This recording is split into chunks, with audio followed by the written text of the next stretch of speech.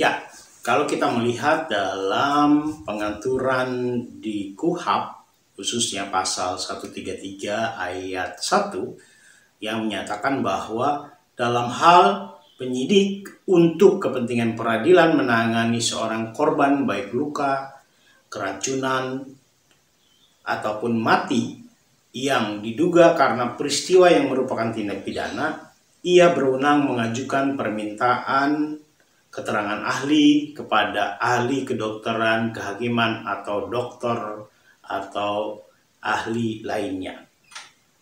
Dari sini tersirat bahwa ketika penyidik menangani kasus-kasus perkara yang diduga merupakan peristiwa tindak pidana, namun kemudian membutuhkan bantuan dari ahli kedokteran kehakiman, salah satu diantaranya kemudian produk yang dihasilkan dari ahli kedokteran kehakiman adalah visum et repertum. Walaupun memang KUHP tidak secara langsung menyebutkan istilah visum et repertum, tapi di mana kita bisa menemukan pengaturan tentang visum et repertum kalau di KUHP sebagai kitabnya beracara kita tidak ditemukan atau tidak mengatur secara spesifik mengenai visum et repertum.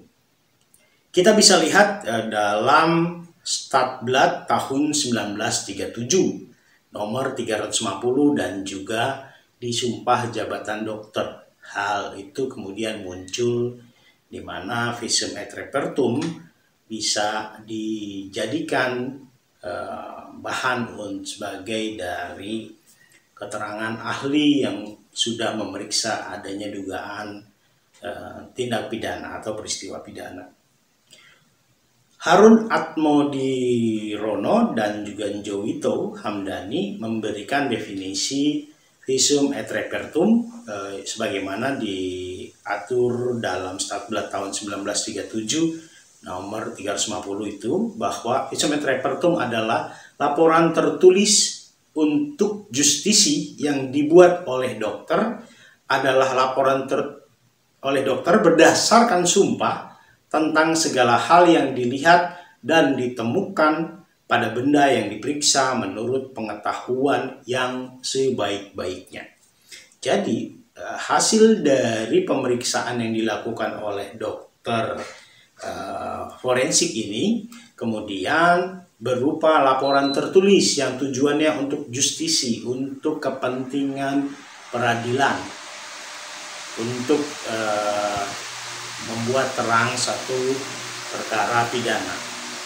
Yang dilihat atau segala sesuatu yang dilihat dan ditemukan pada benda yang diperiksanya dengan dasar ilmu pengetahuan yang dia miliki sebaik-baiknya. Pandangan lain muncul dari Dr. Abdul Munim Idris. Ini sosok legenda dalam dunia forensik yang akrab dengan penegakan hukum. Menurut Munim Idris, visum et repertum adalah laporan tertulis dari dokter yang telah disumpah tentang apa yang dilihat dan ditemukan pada barang bukti yang diperiksanya serta memuat kesimpulan dari pemeriksaan tersebut guna kepentingan peradilan.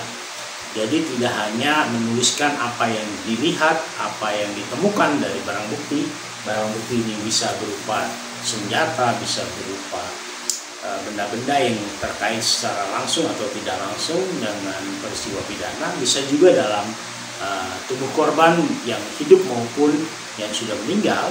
Tidak hanya itu saja, tidak hanya kesan yang dia lihat, yang dia periksa, tetapi juga dokter yang bersangkutan memberikan kesimpulan dari apa yang sudah diperiksa, walaupun kemudian tidak merujuk kepada bahasa hukum tertentu.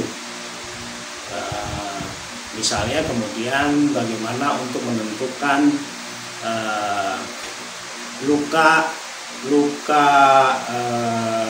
dalam tubuh korban itu ketika ditemukan luka akibat pisau, maka disebutnya ditemukan ada luka sayatan seluas sekitar sekian senti dengan kedalaman sekian mili misalnya, maka akan ada kesimpulan kesan yang dibuat tidak spesifik merujuk kepada bahwa ini dilakukan oleh seseorang kepada korbannya misalnya, tidak merujuk kepada kesimpulan yang secara teknis berkaitan dengan hukum.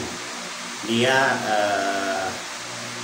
berkaitan kesimpulan sebagaimana pengetahuannya berkaitan dengan ilmunya dia sendiri. Ada juga yang kemudian memiliki pandangan bahwa dari definisi tersebut dapat disimpulkan bahwa visum et repertum merupakan laporan dan dalam bentuk tertulis yang dibuat oleh dokter yang telah mengucapkan sumpah jabatan yang membuatnya didasarkan pada hal yang dilihat dan ditemukan atas pemeriksaan terhadap orang mati atau orang terluka yang diduga karena tindak pidana. Bisa dilakukan terhadap orang yang masih hidup karena luka misalnya, atau orang yang sudah meninggal proses pemeriksaan tersebut. Tetapi yang terpenting adalah dia sebelumnya sudah disumpah untuk melakukan pemeriksaan berdasarkan keilmuannya dia. Ini yang disebut dengan sumpah jabatan atau sumpah dokter. Ya. Lalu perkara-perkara hukum apa sajakah yang memerlukan visum et repertum sehingga kita bisa tadi penyidik dalam keperluannya untuk pemeriksaan dia bisa memanggil saksi ahli atau ahli ya untuk memeriksa. Dalam hal ini adalah ahli dari kedokteran forensik yang produknya berupa visum et repertum. Apa saja sih? Apakah hanya hukum pidana saja yang kemudian membutuhkan visum et repertum? Atau dunia hukum lain juga membutuhkan visum et repertum? Ternyata bukan hanya hukum pidana saja yang kemudian membutuhkan visum et repertum dalam upaya penegakan hukumnya.